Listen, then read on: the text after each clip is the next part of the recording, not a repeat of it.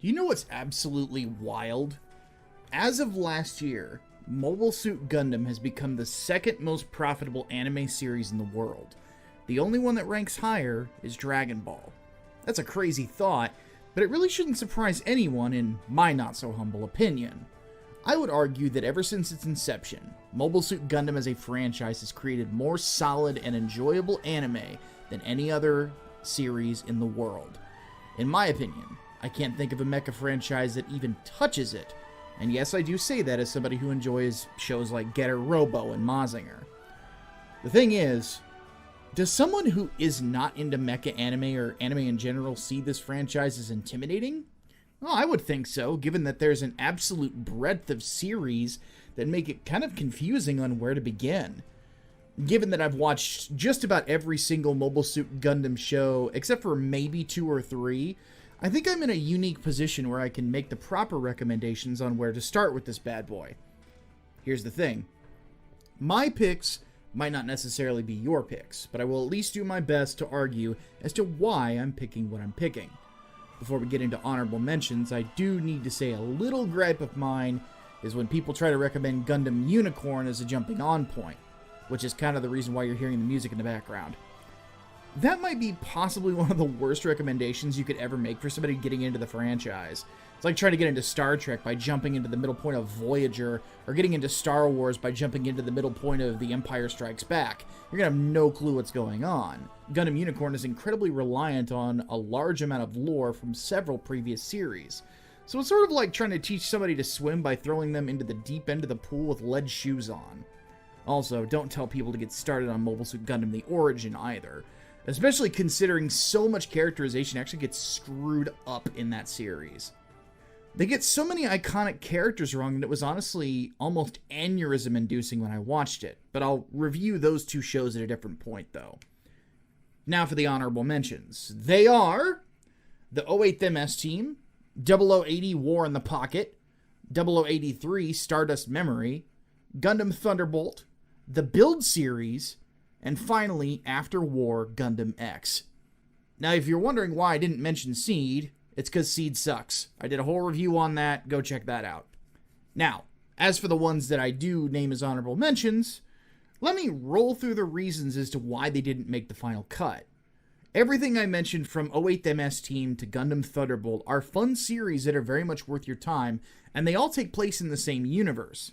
Though the canonity of Thunderbolt is kind of up in the air. The only issue that you're going to have with them is that there are events that happen during those shows that rely on you understanding what the 1 year war is. So if you don't know what happened or those words mean nothing to you, there's going to be some questions that you're going to need answered.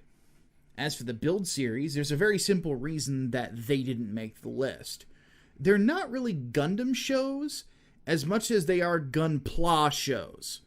Basically, they're more along the lines taking Gundams, kind of turning them into Pokemon while promoting Gunpla as a hobby, and then have people fight each other in them. By the way, I don't consider that a negative, it's just the style of the show. It's not really necessarily there to bring you into the narrative themes of Gundam as a whole, but rather kind of give you an idea of what the hobby's like. As for Gundam X, if this was a top 6 list, this would be number 6. I fucking love Gundam X. It's one of the most well-written Gundam shows ever, and it's a lot of fun to watch. The problem that it has is largely when it comes to aesthetics, which is honestly something that needs to be discussed in a full review instead of this video. So just be patient with me, I promise you we will get to it. Oh, and I'm obviously not putting Wish for Mercury on the list, because it's not done yet. However, I will say I've enjoyed it so far. Alright, enough putting it off. Let's go ahead and get to our list. This hand of mine glows with an awesome power! Its burning grip tells me to defeat you! Take this! My love, my anger, and all of my sorrow!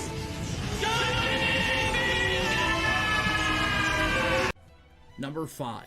Mobile Fighter G Gundam. Now here, we have one of the most odd and yet unique Gundam series ever. Mobile Fighter G Gundam is largely different in regards to the overall grounded story you would see in a Gundam show. This particular series is about a worldwide martial arts tournament, where each nation on Earth uses a Gundam to fight for control of the world's governance. They use this essentially as a proxy war, so that the world is not drowned in a giant conflict that makes the entire world and space that much worse. Essentially trying to avoid a lot of the same conflicts that you see in other Gundam series. However, this story follows a young and gifted martial artist named Domon Kashu, who represents the nation of Neo-Japan. He's accompanied by his medic and engineer friend named Rain Mikamura, who's known him since they were children, and the two are on the search for another Gundam that fell to Earth from the Japanese colony called the Dark Gundam, also known as the Devil Gundam in Japan. Domon carries around a picture of a specific man that he is hunting, and both the story of the manhunt that he's on and the tournament that he's participating in interweave with one another to create a much grander narrative. One thing that's wonderful about G Gundam is that it does carry some of the anti-war subtext that previous Gundam shows before carried, but it gives a nice twist to it. You can't really classify it as your typical Gundam because this is more of a super robot show instead of a real robot show. However, the seriousness of a real robot show is still there in a lot of ways, especially in how many of the characters are characterized, some of their interactions with one another getting dead serious, and the conflicts between one another becoming deeply personal. The thing about this particular series, beyond all the fun drama stuff, is I consider this series to be one that does a very good job of introducing people to not just what they can expect from Gundam as a franchise if they start getting deeper into it, but also the mecha genre as a whole. From where I'm sitting, I honestly can't think of a better show to introduce people to if they're already into anime as well. People who watch shonen like Naruto, Dragon Ball, Jujutsu Kaisen, Demon Slayer, and other such shows are going to be in familiar territory. Heck, people who like martial arts drama, like Hajime no Ippo, or Baki the Grappler, or even Fist of the North Star, are going to find little pieces here and there within G Gundam that they can really sink their teeth into. From there, they're going to find a story that is deceptively deep. And then again, I'm of the opinion that's why Gundam has remained a favorite of fans for as long as it has, and part of the reason as to why G Gundam is so popular here in the West. This world has so many rich characters and unique mecha designs, though admittedly some of them are silly, looking at you, Tequila Gundam, that you just can't pull your eyes away from it. And then, like I mentioned earlier, there's wonderful interpersonal drama that happens between the major characters. My favorite episode in the entire series is the one where Argo Gulski of Neo Russia takes on Andrew Graham of Neo Canada, who has a deep-seated hatred of Argo, which I won't get into. And the conflict between those two, of course, carries over to Domon and Rain. What happens next is something that sets the tone for the entire rest of the series in regards to how much Domon and Rain really care for one another, and how much Domon really values the things that are going on around him. You start to realize that the character is very layered in the persona that he puts out as a martial artist, and the persona of who he really is beyond that wall that he's put up, understanding the quest that he's on and the severity of it. Anyway, I don't want to go too in-depth from there. Let's just say it's great, to say the least.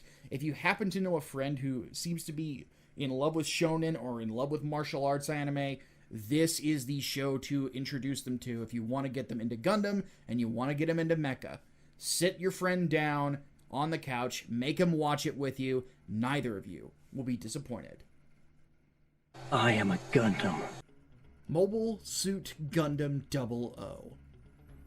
Of all the real robot shows that are part of the Gundam franchise, I would say that Gundam 00 is the one with the softest science.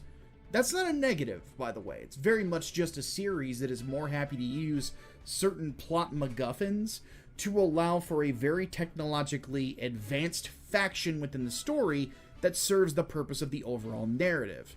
In other words, don't expect this show to ever explain how anything works and it actually makes sense. Big robot use big shiny sun particle to make other big robots go boom. That's all you really need to know about that. Gundam 00 is about a highly advanced paramilitary organization called Celestial Being. Their organization has one goal: the end of all war. To do so, they employ 4 Gundams whose technology is so much more advanced than the rest of the world that it honestly almost feels alien. They come to Earth and literally make mincemeat out of the mobile suits that the Earth forces are using, forcing all of humanity to reevaluate their approach to things, because Celestial Being's goal is to prepare all of humanity for the conversations to come. And no, I'm not expanding on that.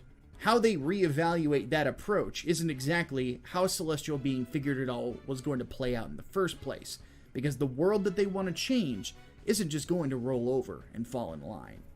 Now, 00 Gundam is a series that I want to review in full in the very near future, because I have some gripes with it. It's not something I would call original in any way, shape, or form. But then again, I say that as someone who's been watching Gundam for over 20 years. This list is about introductions to the franchise, and to someone watching Gundam for the very first time, everything is going to be fresh here.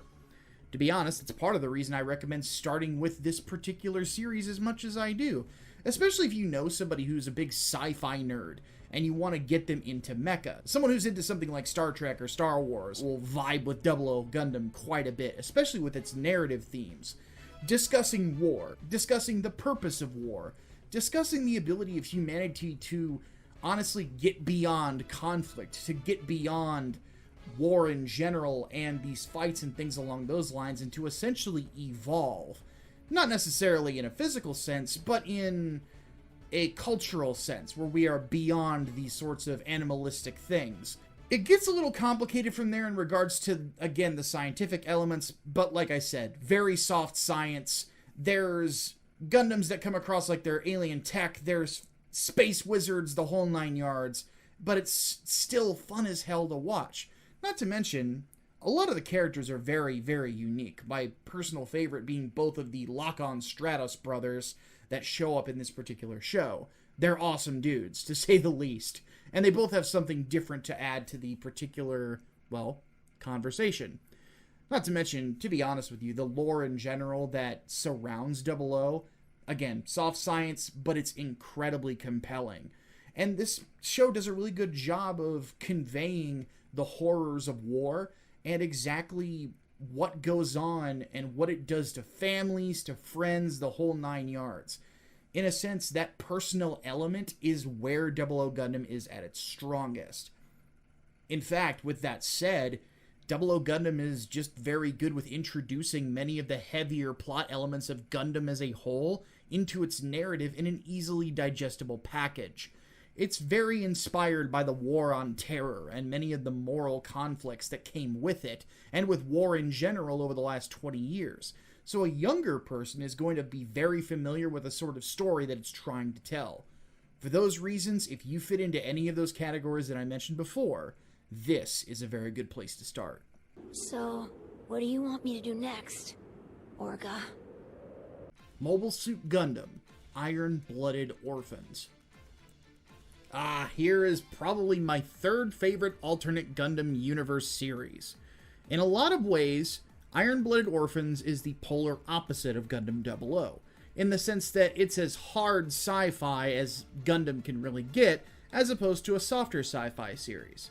Basically, if Gundam 00 is akin to something that George Lucas would influence, Iron-Blooded Orphans is more akin to something that Robert Heinlein would have influenced. If you know somebody who's into military sims, Armored Core, MechWarrior, or Battletech, this is the sort of thing that you'd recommend to them. So basically, if you have an autistic friend, this is the series for them. That's a joke. Stop typing that comment. It was a joke.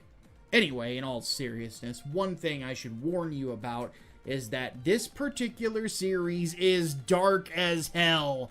Very dark. It deals with heavy themes like child slavery, child exploitation, fascist military dictatorships, the military-industrial complex, organized crime, and it's also a series where everybody and anybody can die at any time. This particular series goes out to fuck with you on an emotional level every single episode. The creator of Mobile Suit Gundam as a franchise Yoshiyuki Tamino has the nickname of Kill 'em All because he is more than willing to kill a well-liked character as long as it serves the overall plot. Though Iron-Blooded Orphans was not written by Tamino, it was actually written by the young lady who also wrote Black Butler. This particular series likes to follow Tamino's tradition to the letter. When characters do die in this story, you do not see it coming, and it feels like someone hit you in the heart with a sledgehammer, especially considering how endearing many of these characters are. Now, I did an entire review of Iron-Blooded Orphans called The Idiot Plot Done Right that you should watch if you would like to, but overall it's a tremendous series. I'm not going to go super detailed in what the plot entails, because it's all in that review video, links in the description, the whole 9 yards. Aside from the friend that you know who likes hard sci-fi and things along those lines, if you have a friend who's into darker storytelling or rough and tumble war stories, this is the series you want to show them. This is also probably the goriest of all of the Gundam series now that I think about it. This is the type of a Gundam story that someone who really likes Berserk or Vinland Saga or something like that would really be into. It's dark as hell, like I mentioned, and is easily second only to Victory Gundam in regards to how dark the Gundam franchise can get. It is as seinen gets, folks. That's also why it's such a great introduction to the franchise. Gundam is very much for a mature audience, so if you're into more mature storytelling and things of that nature, definitely start with Iron-Blooded Orphans. Mission accepted. Mobile Suit Gundam Wing. And now we come to the Gundam series that really made this entire franchise so damn popular here in the West. To be honest, if you meet anyone in their 30s that's into Gundam, more than likely this was the very show that got them started. Heck, I still remember the Toonami intro for the show that was voiced by Peter Cullen. Trust me folks, when you're 14 years old and Optimus Prime himself sells you on giant war robots, you're gonna stay tuned. And yes, I was there for the very first moment that this debuted on Cartoon Network. Yeah, I am that freaking old, sadly. But here's the thing, getting back to Gundam Wing. In a weird sense, it is Gundam, but in reverse. As I describe the plot, one thing you're going to immediately notice is that both Iron-Blooded Orphans and Gundam 00 pull inspiration from this series.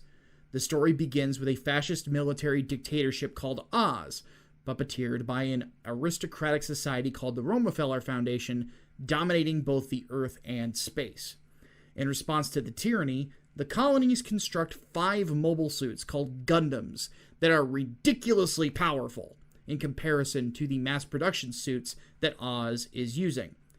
They have to be, because these 5 child soldiers, yeah, we're going that route, have to go to Earth and destroy Oz through a guerrilla warfare campaign. From there, these kids start a war that ends up changing the entire fate of Earth and making the planet question the necessity of war as a concept. Now, one thing I'll say is that I'm insanely biased about Gundam Wing. It's not just my favorite Gundam show. It's my favorite anime ever. It's really hard not to like it, in my opinion. Half the series, the latter half, is directed by Shinji Takamatsu, who directed Mike Gein, Jay Decker, and Goldran of the Brave series. The composer for this show is Kao Otani, who would go on to compose the music for Shadow of the Colossus. The character designer was Suko Murase. Yeah, that same Suko Murase, who went on to direct Witch Hunter Robin, Ergo Proxy, Genocidal Organ, and then returned to Gundam with Gundam Hathaway. By the way, he studied under Tamino, the creator of Gundam. Plus, the mecha designs are done by Kunio Okawara and Hajime Katoki, who in my opinion are the 2 best Gundam designers ever. The whole series is a beautifully designed action romp from start to finish, and it's rather obvious that Sunrise, after Victory Gundam has come out, they really wanted to throw everything that they had at this to make it as good as humanly possible. In my opinion, they very much succeeded. The whole series is a beautifully designed action romp from start to finish that you just can't take your eyes off of.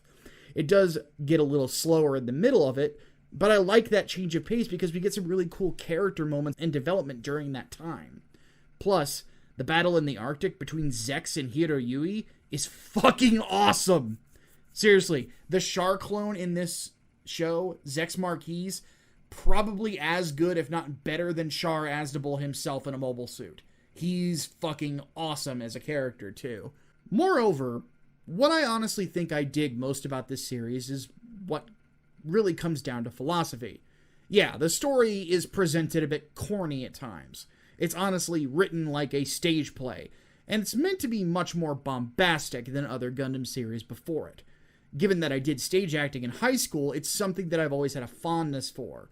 Beyond that, though, what I love in Gundam Wing is the philosophies that are discussed. The prime example of this is Treize Kushrunada's speech on God and Control. For those who don't know, Treize Kushrunada is the leader of Oz, the big bad of the early part of the show. In his speech on God and Control, the things he's arguing for are honestly frightening. But the man's charisma and delivery is so good that you can't help but listen to every single word he says while on the edge of your seat. The guy's a tremendous villain, and maybe the single greatest military leader in all of Gundam. The only man to beat Treize Kushrunada in the end was Treize Kushrunada. Then again, I'll go over that when I actually review the damn thing. Back to the series. Ultimately, it's one of those stories that just hits right. It covers some heavy material in regards to both military oppression and the roles of war and soldiers in society. It also goes into commentary about AI being used to initiate proxy wars and what happens to soldiers once machines start taking the roles of man. Despite the heavy themes, it presents them in an easily digestible way, which Gundam 00 would also do many years later.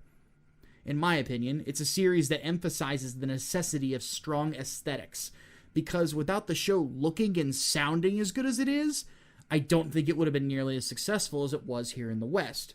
It's a series that I'll always love, even though it does suffer, at least in the dub, from being dubbed at a time when dubbing anime was something that was done on a shoestring budget. Also, once you've watched the series, don't forget to watch Endless Waltz as well. It's an awesome movie. Launch!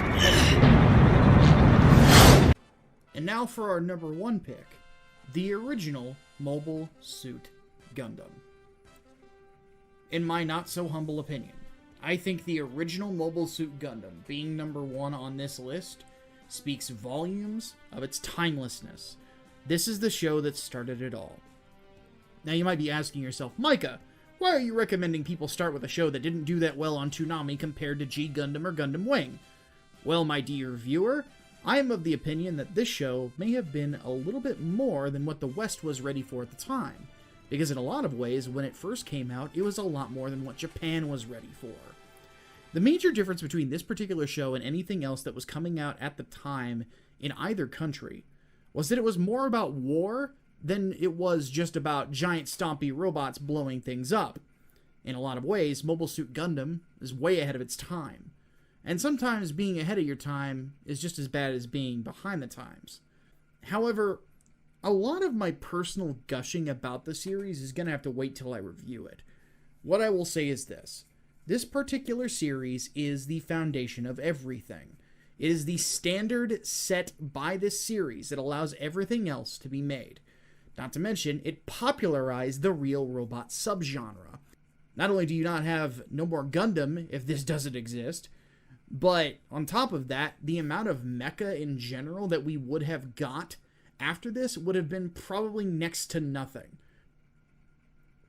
On top of that, many major series and movies and video games reference this particular story over and over and over again. Without watching this particular Gundam show, you're not going to understand what's going on in most of the Universal Century timeline, which is the biggest timeline in all of Gundam. It's considered the main one. That same universe is where most Gundam shows are going to take place, so if you're not familiar with the foundations, it's going to be crippling if this franchise is one that you really are looking to get into. However, I would also argue that this is a show that has something for everybody. Whether you're a man or a woman or whatever else you call yourself in between, this show has a way of appealing to just about everybody. For those of us who like war stories, that's exactly what this show is. If you're someone who enjoys interpersonal drama and character-based stories, this series has it in spades. Also, this is the one show I would recommend to anybody who is a disgruntled former Star Wars fan. In my opinion, at this point, Mobile Suit Gundam has become superior in the science fiction realm. And there's a lot of inspiration that Tamino took from Star Wars when he made this. In a lot of ways, the original Mobile Suit Gundam is kind of like Star Wars, but with much cooler robots. So missing out on this series is kind of like missing out on A New Hope when it comes to Star Wars. Now, if you don't want to watch the obviously dated animation that's in this original television series, which again came out in 1979, there are 3 compilation films that you can watch that go over the entire plot and cut out some of the unnecessary Monster of the Week episodes. One thing to keep in mind is that though this is a war story and a very personal one, the creator of the show had previously been doing super robot shows beforehand. The weekly formula of having a new crazy robot to fight is still there, though it's presented in a very, very different way. Heck, it's just another reason as to why it's so good to use to get people into Gundam. If people enjoy the sort of Monster of the Week feel of anything from Power Rangers to Evangelion, this is a really good starting point for them. Heck, for the Evangelion fan, you can even educate them on how Hideaki Anno took major inspiration from Gundam and the works of Yoshiyuki Tamino. Heck, you go through this, you're going to see that a lot of the things that Anno got lauded for with Evangelion, Tamino was doing it years upon years beforehand. Anyway, Mobile Suit Gundam is one of the greatest science fiction franchises to ever exist. And there's no better way to start than to dive in on the series that started it all. The 1 Year War is a great tale of 2 sides of military forces that are bringing all of humanity to the brink of destruction, and how one man changed all of the future because he simply decided to get into the robot. If you enjoyed this video, don't forget to hit that like button, and subscribe to the channel for more reviews, news, and the whole 9 yards. Also, if you'd like to support the channel and the work I do here, there are links below to do so. And if you're a comic book fan, you can also go to the description to find out which of my comic books I currently have available from my publishing company, Sleeveless Comics. My name is Micah Curtis, journalist, comic book writer, and your favorite vanilla gorilla. Have yourselves a great rest of your day.